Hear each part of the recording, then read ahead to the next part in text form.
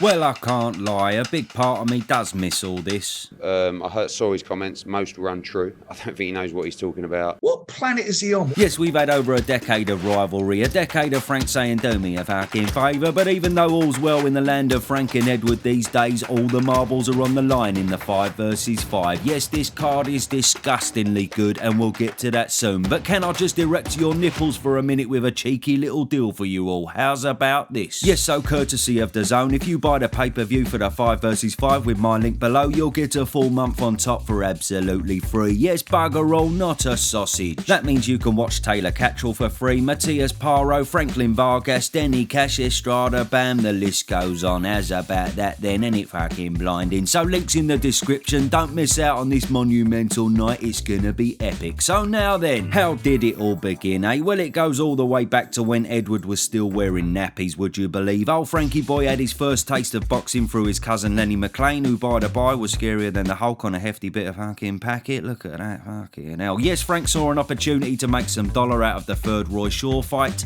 on the unlicensed scene. And he...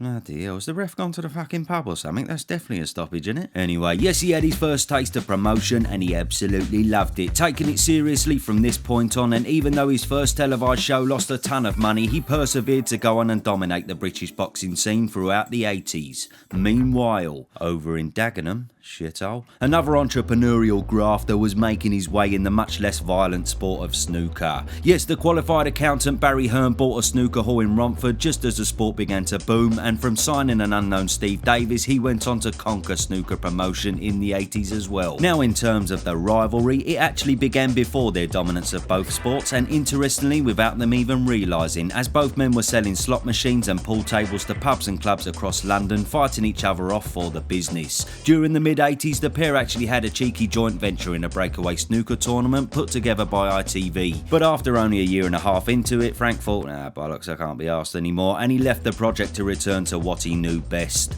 the boxing. But not too long after, Barry thought, I'll tell you what, I'll give that a little fucking go myself. And he did. His first promotion being Bruno against Bugner, and he went on to sign some legends of the game, including Chris Eubank, who he had major success with, but he could never make much of a dent in it, as Frank still had a very firm grip on the sport. Until one day, in 1989, Barry was given a little lifeline out of nowhere, because someone went and fucking shot Frank. How's your luck? Yes, Frank was shot from close range, puncturing the lung, and the shooting is still a mystery to this day. But guess who was one of the first persons interviewed the following day in relation to the crime? You guessed it, Mr. Barry Hearn. Yes, the old police surmised that Barry had a lot to benefit from a Frank Warren demise, which he obviously did, but of course he had no involvement in the incident. However, Barry did in fact manage to reap the rewards, because a load of Frank's fighters jumped ship and signed up with Matchroom. Frank must have thought, you cheeky fucking bastard, what a liberty. Anyway, yes, Barry gobbled up Frank's slice of the pie during his brief hiatus, signing names such as the mighty Nigel Benn, but upon his recovery within a couple of years, old bounce back Warren managed to get them all back on his own books. And this was around the same time that they once again put their differences aside to promote one of the biggest British fights ever, in Eubank Benn 2. So yes, Barry Hearn had massive success with the likes of Eubank, Naz and many more during the 90s, but he took a bit of a backward step from boxing after constantly getting frustrated with the dirty business side of the sport. Frank, on the other hand, maintained his hold on the British scene and even had massive success over in America, working alongside Bob Arum and Don King. But when other promoters such as Mick Hennessy and Frank Maloney came on his radar, he all of a sudden had a lot more competition back in Blighty. However, none of these would turn out to be more competitive than a cheeky little chappie who was just about to make his way from the golf and poker world to boxing in the late 2000s, and he just happened to be Baz's young lad, Mr. Eddie Hearn. So Eddie's first real venture into boxing was convincing the world that Audley Harrison was going to knock out David Haye. If you think he talks some bollocks now, he talks some fucking double bollocks back then, blimey. And after Haye knocked out Harrison in the third round, the same round that he put a massive bet on himself for, cheeky bastard, Eddie looked like he'd been chewed up and spat out the game.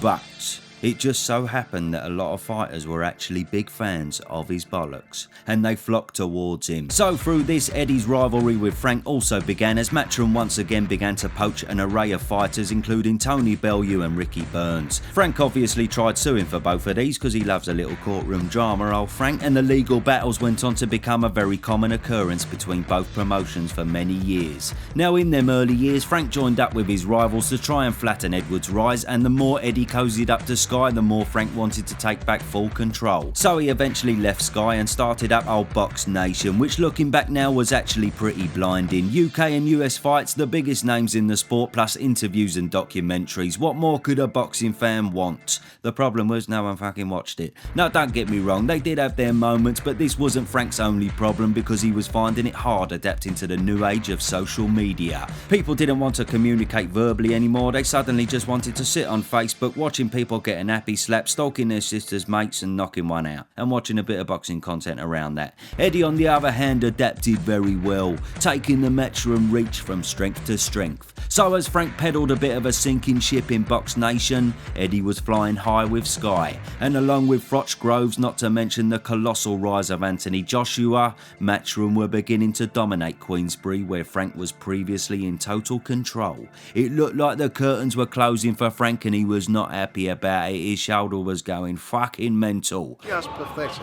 It is pathetic. But hold the phone, just as Boomerang Warren always does. Even after being shot, even after being bankrupt, and even when everyone is against him, he always finds a way back. And that way back was courtesy of the Gypsy King. Yes, so Eddie made it no secret he had the opportunity to sign Tyson, but having met him during his struggles when he was out of action and weighing over 26 stone, Eddie just couldn't see the potential. Frank, however, certainly did.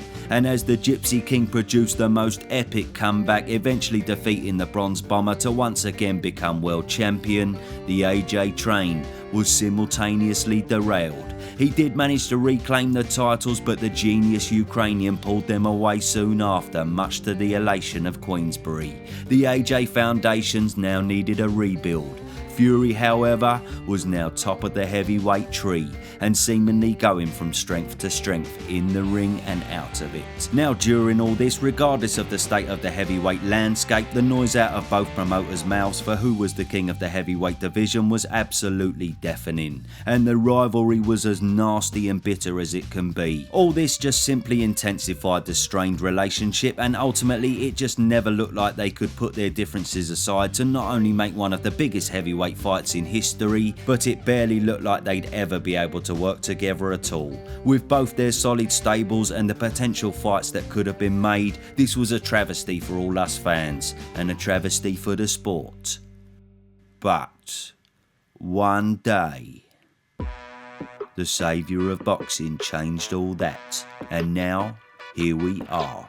Yes, so there's no better way to say it, thank fuck all that's been resolved. I know we missed the needle and the aggro, but in a nutshell, we wouldn't have seen the quality of fights in recent times and the quantity in which they've been coming. And it really don't get no sexier than the 5 versus 5 people. I can't ruddy wait. I'll do a cheeky final thoughts on this whopper next week, but for now, get yourself the old pay-per-view with my cheeky fucking link below, which gives you a month free on old DAZN. And on the 1st of June, plot yourself up and fucking enjoy it. Yes, bring it on.